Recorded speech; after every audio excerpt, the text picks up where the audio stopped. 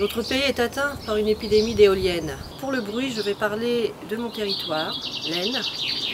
Et nous voyons sur la carte de France des vents que l'Aisne n'est pas un pays très venteux.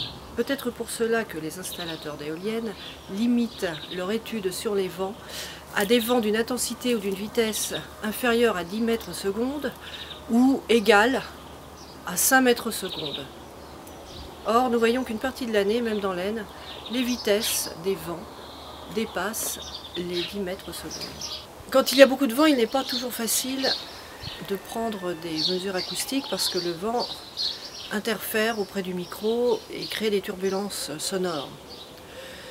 Alors j'ai résolu de me mettre dans une voiture, toute vitre ouverte, un petit peu comme si on était dans son salon, toute vitre ouverte. Le 22 mars 2017, j'ai été faire une étude acoustique au parc éolien PE Mon Énergie, près de Racy, à Neuilly-Saint-Front, dans l'Aisne. Pour faire un point de comparaison sur la carte dit des bruits particuliers des éoliennes, je me suis basée sur l'étude d'impact d'octobre 2013 de la centrale éolienne de Lauzières. Pour la centrale éolienne de Lauzières, la conformité a été atteinte à tous les points de mesure aux classes de vitesse de vent de 3 à 7 mètres par seconde et mesurée à 10 mètres de hauteur. Ce jour-là, le vent soufflait entre 35 km/h et 45 km/h, soit entre 9 et 12 mètres secondes, en provenance du sud et allant vers le nord. Donc, face aux éoliennes. L'appareil d'enregistrement est un Zoom H4n professionnel.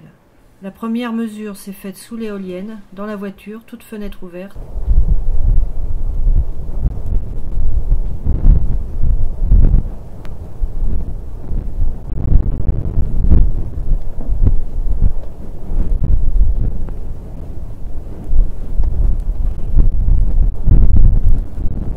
La seconde mesure s'est faite dans le sens du vent, derrière les éoliennes, à environ 500 mètres.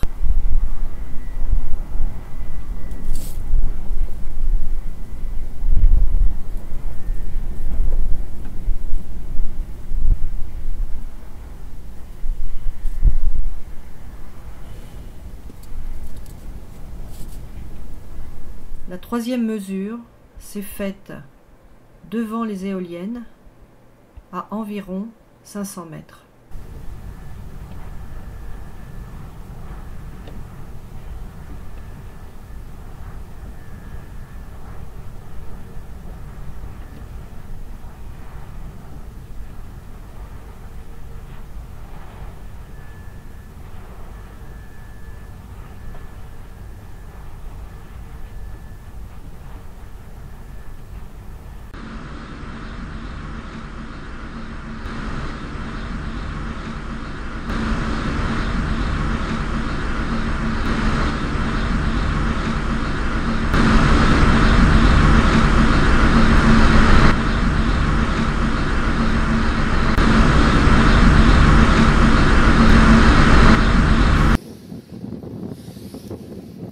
Personne ne parlait de nuisance, mais on parlait que ça allait porter beaucoup d'argent. Et c'est ce qui a été le drame de cet argent. Ça va rapporter de l'argent, ça va rapporter au pays, et ça n'a rien fait au pays. Tout au contraire, l'immobilier est complètement... les gens ne veulent plus acheter à côté des éoliennes. J'avais pensé vendre, moi. Ouais. J'ai pas pu vendre. J'avais vendu, mais quand ils ont vu les éoliennes plantées, j'avais vendu, la promesse de vente était avant les éoliennes. Après les éoliennes, c'était fini. Personne ne plus voulait de rien. Moi, je suis à 750 mètres des éoliennes. D'une 3 MW, c'est ça? D'une 3 MW, oui. Ouais. D'une 3 MW. De 3 MW. Alors qu'au départ, on nous avait dit que c'était que des 2,5. Là aussi, on a été trompé, quoi. Aujourd'hui, vous entendez un petit peu, mais le samedi, pas ce samedi, le samedi 21, toute la journée, ça a été affreux. D'ailleurs, je me demande pourquoi j'ai pas fait l'effort d'appeler la gendarmerie. Parce que j'ai appelé plusieurs fois la préfecture. La préfecture donne le suivi au sous-préfet. Le sous-préfet, il veut pas bouger. Ils ont la responsabilité juridique et ça, ils le découvrent après. Dans certaines communes, il y a un poids considérable. Je pense que aussi ces promoteurs arrivent à tenir les maires sous leur dépendance. Quand ça fait du bruit, du vent du nord, là, c'est insupportable. Hein. Pourtant, la maison a été conçue, elle a été avant les éoliennes, mais enfin, les doubles vitrages étaient avant.